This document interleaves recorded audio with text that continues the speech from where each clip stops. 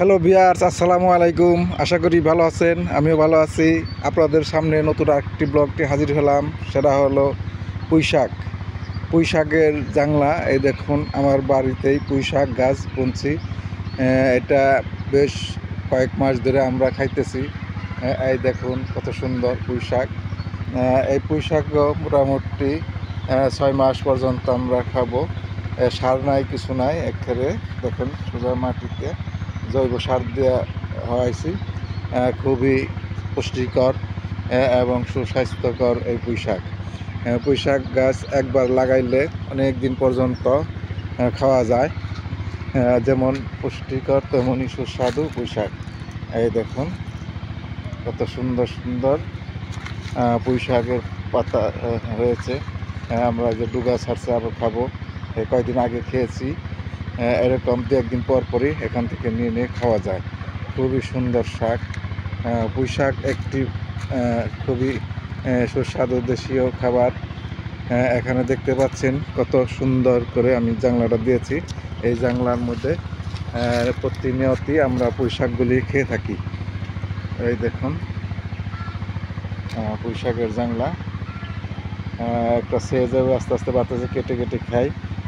পুঁইশাক আপনারা চাষ করবেন। এটা একবার লাগালে অনেক দিন পর্যন্ত খাওয়া যায়, অনেক মাস পর্যন্ত খাওয়া যায় পুঁইশাকগুলি।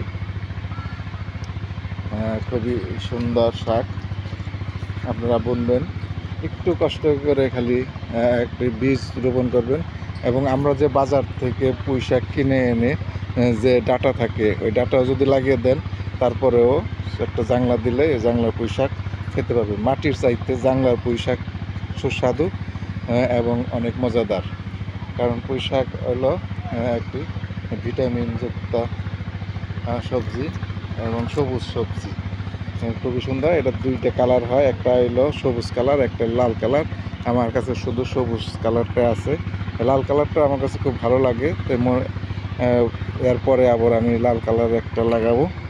এই দেখুন জানলাটা ঘুরে গেছি, ঘুরে ঘুরে দেখাইতেছি পুঁইশাকের জানলা। এই দেখুন কত সুন্দর পুঁইশাক। এই পুঁইশাক আমি অনেক দিন ধরে খাইতেছি, এখানে লাগিয়েছি। এই দেখুন আপনারাও এভাবে পুঁইশাক লাগাবেন।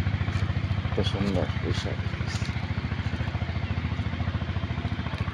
দেখুন। এভাবে আপনারা পুঁইশাক লাগাবেন, লাগালে পুঁইশাকগুলি খেতে পারবেন। বাজারেও কিনতে পাওয়া যায় পুঁইশাক।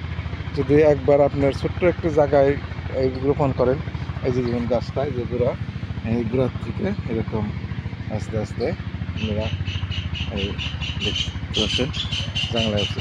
আমি যদি ইচ্ছা করি আজকেও খাওয়া যাবে আর কি। আজকেও কাটা যাবে, কাটার সময় হয়ে গেছে, 2 দিন আগে খাইছি, আবার খাওয়ার সময় হয়েছে।